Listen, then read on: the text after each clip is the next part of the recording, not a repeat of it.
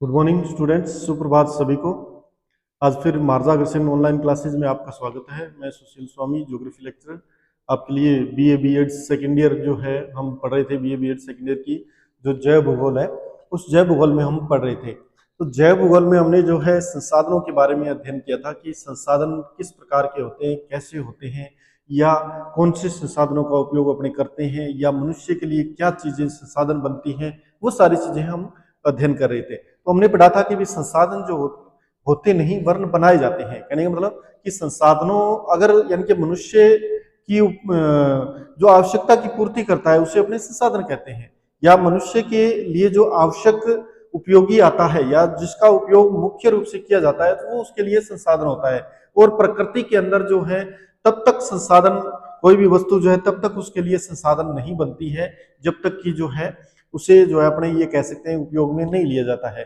जिस प्रकार से अपने ये कहते हैं कि जो इनके संसाधन अनेक प्रकार के होते हैं, जिस प्रकार से हमने पढ़ा था प्राकृतिक संसाधन भी होते हैं या कृत्रिम संसाधन भी होते हैं, या अपने कह सकते हैं कि प्राकृतिक के अंदर अपने ये कह सकते हैं कुछ नवीकरणीय संसाधन भी होते हैं, कुछ अनवीकरणीय संसाधन भी होते हैं, और हमें जो है इस प्रकार के पुनर्चक्रणीय संसाधन भी होते हैं, या अपने ये कह सकते हैं कि भी कृत्रिम संसाधन भी होते हैं। कृत्रिम संसाधन से मतलब कि जो हम यानी कि कृत्रिम रूप से बनाते हैं या जिनका उपयोग हमारे लिए जो है वो अपनी आवश्यकता की जो पूर्ति करता है हमारी, तो उसे अपने जो है संसाधन कहते हैं। तो कृत्रिम रूप से हम देखते हैं कि विभिन्न प्रकार के जो संसाधन है, या कुछ ऐसे संसाधन भी होते हैं जो जीवाश्मीय संसाधन कहते हैं, जिनको जिस प्रकार से अपने कह सकते हैं कोयला है, पेट्रोल है, पेट्रोलियम पदार्थ है, तो ये सारे जो है अपने ये कह सकते हैं कि जो है कृत्रिम रूप से या जीवाश्मीय संसाधन कहलाते हैं। इसी प्रकार से हम कह सकते हैं कि भी अनेक प्रकार के जो संसाधन होते हैं उन संसाधनों में अपने ये भी कहा जा सकता है कुछ सजीव भी होते हैं, कुछ निर्जीव भी होते हैं।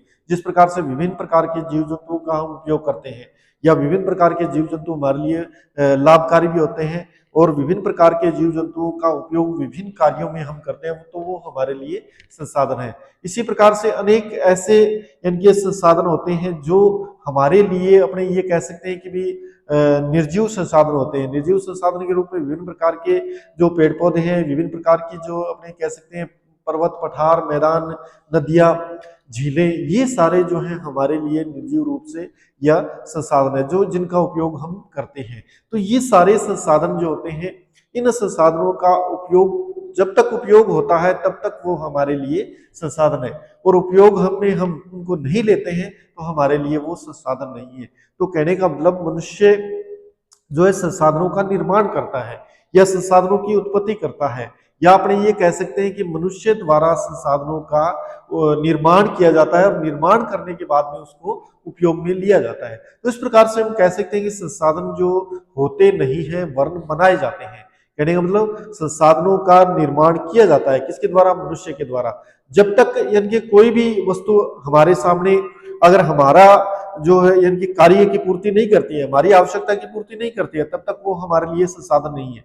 अब कुछ ऐसे संसाधन भी है जिस प्रकार से जिसे अपने प्राकृतिक संसाधन कहते हैं, जिस प्रकार से जल है, वायु है, सूर्य ऊर्जा है, तो ये सारे जो है प्राकृतिक संसाधन कहलाते हैं। और ये प्राकृतिक संसाधन अपने ये कह सकते हैं कि भी प्राकृतिक संसाधनों के रूप में ये जो है या वन है प्राकृतिक संसाधन।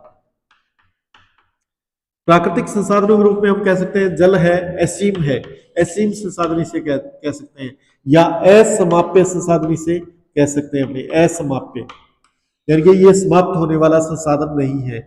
वायु है, वायु है, वायु भी जो है अपने जिसमें हम श्वास लेते हैं, तो ये भी असमाप्य संसाधन है, असमाप्य संसाधन है, या इसे असीम संसाधन भी कहते हैं। असीम या असीमित संसाधन भी जिसे अपने कह सकते हैं, या समाप्त प्राय नहीं होते हैं ये संसाधन, कभी भी इनके प्रकृति में अनवर्त रूप से चले आ रहे हैं और अनवर्त रूप से चले आते रहेंगे। तो ये संसाधन जो होते हैं समाप्त प्राय नहीं होते हैं। तो इस प्रकार से सूर्य ऊर्जा है, सूर्य ऊर्जा या सौर शक्ति जिसे अपने कहते हैं, सूर्य ऊर्जा या सौर शक्ति, सौर शक्ति प्रकृति में प्रत्येक वस्तु जो है सूर्य ऊर्जा के द्वारा संचालित होती है, या सूर्य के विकिरणों के द्वारा, सूर्य विकिरणों के द्वारा जो है वो अपना इनके कह सकते हैं कि अनुकूलन करती है या वहां पर सरवाइव करती है, या अपने कह सकते हैं उसके आधार पर चलती है।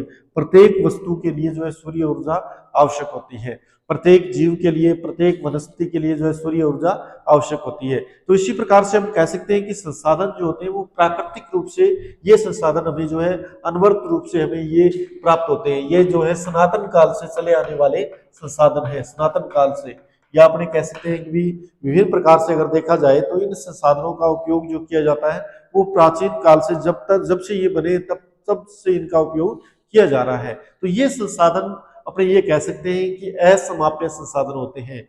जल हो गया, वायु हो गया, सूर्य ऊर्जा हो गया, तो ये सारे संसाधन जो होते हैं ये असमाप्य संसाधन होते हैं। कुछ अप्राकृतिक संसाधन होते हैं जिसे कृत्रिम संसाधन कहते हैं, जिसका निर्माण जो है मनुष्य करता है। वो संसाधन जो होते हैं वो असमाप्य संसाधन कहलाते हैं। इसी प्रकार से अपने ये कह सकते हैं कि जल हो गया, वायु हो गया, सूर्य ऊर्जा हो गया, या विभिन्न प्रकार की वनस्पति या पेड़ पौधे हो गए, जिसे अपने वन संसाधन कहते हैं। वनस्पति या पेड़ पौधे या अपने जो है इसे वन संसाधन के रूप में अपने जानते हैं। वन संसाधन। अब वन जो है मनुष्य के लिए विभिन्न कार्यों में उपयोग में लिए जाते हैं, यानी वनों का उपयोग मनुष्य अनेक कार्यों में करता है, या वनों का उपयोग जो है वो प्रत्यक्ष और अप्रत्यक्ष दोनों रूपों से मनुष्य जो है वनों का उपयोग करता है, या उसके लाभ जो है मनुष्य लेता है। तो अपने ये कह सकते हैं कि भी वन संसाधन जो होते हैं या वनस्पति जो होती है, वनस्पति या पेड़ पौधे जो होते हैं, पेड़ पौधे उनको प्रभावित करने वाले भी अनेक कारक होते हैं। जिस प्रकार से उच्चावच है, उच्चावच से मतलब कि धरातल से ऊंचाई, यानी कि अपने ये कह सकते हैं जो क्षेत्र है, जिस प्रकार से अपने ये माना जाता है कि हमने जो जोन पढ़े थे, जो क्षेत्र हमने पढ़े थे, या आपने कि ये कह सकते हैं कि विभिन्न प्रकार के जो कटिबंध हमने पढ़े थे, या आपने ये कह सकते हैं विभिन्न प्रकार के जो कटिबंध हमारे द्वारा पढ़े गए थे, उन कटिबंधों के अनुसार जो है वनस्पति भी उन कटिबंधों के अनुसार पाई जाती है।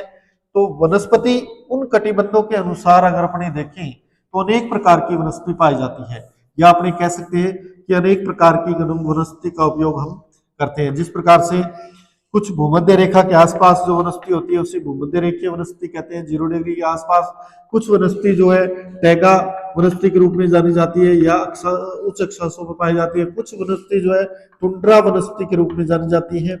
तो ये सारी जो वनस्पतियां होती है, ये वनस्पतियां जो अपने ये कह सकते हैं कि भी इस प्रकार की जो वनस्पति होती है, इस प्रकार की जो वनस्पतियां होती है, टुंड्रा, टैगा वनस्पति, ये यानी अक्षांशों के अनुसार या उच्चावच के अनुसार निर्धारित होती है। जिस प्रकार से अपने कह सकते हैं उष्णकटिबंधीय जो वनस्पति होती है, वो वनस्पति जो है टैगा वनस्पतियों से अलग होती है, या टैगा वनस्पति टुंड्रा वनस्पतियों से अलग होती है। तो कहने का मतलब कि अक्षांशों के अनुसार या उच्चावच के अनुसार जो है वनस्पति का रूप भी परिवर्तित हो जाता है। या अपने ये कह सकते हैं पेड़ पौधे जो है, ये माना जाता है कि पेड़ पौधों का रूप जो है परिवर्तित हो जाता है, या वनस्पतियों का रूप परिवर्तित हो जाता है। या अपने ये कह सकते हैं कि भी जिस प्रकार से मैदानी क्षेत्रों में जो है वनस्पति पाई जाती है वो अलग प्रकार की पाई जाती है, और उच्च पर्वतीय क्षेत्रों पर जो वनस्पति पाई जाती है वो अलग प्रकार की पाई जाती है। तो और अधिक ऊंचाई पर अपने चले जाते हैं ध्रुवीय क्षेत्रों पर, तो ध्रुवीय क्षेत्रों पर अलग प्रकार की वनस्पति पाई जाती है। तो उच्चावच जो वनस्पति को प्रभावित करता है। दूसरा अपने कह सकते हैं जलवायु है। जलवायु भी जो है वनस्पति को प्रभावित करती है। जिस प्रकार से तापमान है, वर्षा है, आर्द्रता है, ये सारी चीजें जो है वनस्पति को प्रभावित करती हैं। अगर तापमान अपने ये कह सकते हैं कम तापमान में जो है विकसित होने वाली या अनुकूलित होने वाली जो वनस्पति होती है, वो अगर उसे अधिक तापमान पर लगाया जाता है तो वो वनस्पति सर्वाइव नहीं कर पाती है। तो इस प्रकार से तापमान के आधार पर भी वनस्पति में जो है अंतर पाया जाता है। जहां पर अधिक तापमान होता है वहां पर अधिक ताप से अनुकूलित वनस्पति ही विकसित होती है। अगर जिस प्रकार से हमने कही उष्ण कटिबंधीय जो वनस्पति है उसे अगर शीत कटिबंधीय क्षेत्रों में ले जाकर अगर अनुकूलित किया जाए, अगर वहां पर उसको लगाया जाए तो वो वहां पर सर्वाइव नहीं हो पाती है या वहां पर अनुकूलित नहीं हो पाती है। तो अपने ये कह सकते हैं कि जलवायु के आधार पर, तापमान के आधार पर या वर्षा के आधार पर, इनके जिस प्रकार से धरातल के ऊपर जो है अनेक प्रकार से वर्षा पाई जाती है, या अपने ये कह सकते हैं कि कुछ स्थानों पर वर्षा जो बहुत ही कम होती है या होती नहीं है, और कुछ स्थान ऐसे होते हैं जहां पर वर्षा की अधिकता पाई जाती है। तो इस प्रकार से अपने ये कह सकते हैं कि वर्षा की जो अनिश्चितता है या वर्षा जो है, अलग अलग क्षेत्रों में वर्षा भी होती है और उस वर्षा के आधार पर जो है वनस्पति पाई जाती है। जिस प्रकार से अपने कह सकते हैं जो अगर पश्चिमी रेगिस्तानी जो क्षेत्र होते हैं वहां पर वनस्पति जो है मरुद्भिद प्रकार की वनस्पति पाई जाती है, और जो इनके ऊपरी क्षेत्र जो होते हैं या उच्च अक्षांशीय जो क्षेत्र होते हैं वहां पर टुंड्रा वनस्पति पाई जाती है। तो वनस्पति का प्रभाव जो है जलवायु या तापमान वर्षा पर भी पड़ता है। तो इस प्रकार से वनस्पति में परिवर्तन अपने देख सकते हैं। इसी प्रकार से मृदा है, मृदा का प्रभाव, मृदा भी अनेक प्रकार की पाई जाती है। कुछ मृदा जो उपजाऊ होती है, कुछ अनुपजाऊ होती है, या कुछ मृदा ऐसी होती है जहां पर इनके पथरीली मिट्टी होती है, तो वहां पर पथरीली प्रकार की या जहां पर अनुकूलित वनस्पति पाई जाती है वो यानी कि उस प्रकार की वनस्पति वहां पर पाई जाएगी। जिस प्रकार से पर्वतीय वनस्पति है, तो पर्वतीय क्षेत्रों में पाई जाने वाली वनस्पति जो है वो रेगिस्तानी क्षेत्रों में नहीं मिलती है, क्योंकि इनकी ये जो मृदा होती है वे मृदा भी जो है वनस्पति को प्रभावित करती है, और उस मृदा के अनुसार जो है वहां पर पेड़ पौधे या वन संसाधन वहां पर पाए जाते हैं। अलग अलग प्रकार के वन संसाधन या अलग अलग प्रकार की जो है वनस्पति वहां पर पाई जाती है। तो अपने ये कह सकते हैं कि मृदा के आधार पर जो है वनस्पति का वर्गीकरण किया जाता है। अब मृदा भी अनेक प्रकार की, जिस प्रकार से जलोढ़ मृदा है, या अपने कह सकते हैं कि रेतीली मृदा है, रेगुर मृदा भी होती है, रेतीली मृदा, या अपने कह सकते हैं दोमट मृदा, या अपने कह सकते हैं काली मृदा। तो अलग अलग प्रकार की मिट्टी भी जो है इस प्रकार के यानी कि वनस्पति या पेड़ पौधों को प्रभावित करती है। तो इस प्रकार से अपने ये कह सकते हैं कि भी पेड़ पौधे या वनस्पति या वन संसाधन जो है इन यानी कि सभी कारकों द्वारा प्रभावित होते हैं। अब अपने ये मान सकते हैं कि रेगिस्तानी क्षेत्र है, तो रेगिस्तानी क्षेत्रों में जो वनस्पति पाई जाती है वो मरुद्भिद वनस्पति होती है, और मरुद्भिद वनस्पति को जो है अगर अपने ये कहें कि और किसी जगह पर अगर सर्वाइव किया जाए तो वहां पर सर्वाइव नहीं कर सकते हैं। इसी प्रकार से हम कह सकते हैं अगर यानी कि भूमध्य रेखा से दूरी है अपने मान सकते हैं भूमध्य रेखा से जैसे जैसे दूरी बढ़ती जाती है, या अपने ये कह सकते हैं कि भूमध्य रेखा से दूरी बढ़ने के कारण जो है वनस्पति भी प्रभावित होती है। जिस प्रकार से अगर उत्तरी और दक्षिणी क्षेत्र में अगर जाए भूमध्य रेखा से तो उसके कारण जो है वनस्पति में अंतर आता जाता है, और जिस प्रकार से अपने कहते हैं कि टैगा वनस्पति या शंकुधारी वनस्पति या टुंड्रा वनस्पति जो है वो इस प्रकार से, या उष्णकटिबंधीय वनस्पति इस प्रकार से परिवर्तन उसमें होता जाता है। तो भूमध्य रेखा से दूरी भी जो है वनस्पति को प्रभावित करती है। अब अपने ये भी कह सकते हैं कि भी भूमिगत जल के अनुसार अगर भूमिगत जल यदि किसी स्थान पर भूमिगत जल में कमी पाई जाती है तो वहां पर वनस्पति जो है बहुत ही कम मिलती है, या फिर ये कहा जा सकता है भूमिगत जल जो है वनस्पति को प्रभावित करता है, भूमिगत जल वनस्पति को प्रभावित करता है। इसी प्रकार से समुद्र से दूरी भी जो है वनस्पति को प्रभावित करती है।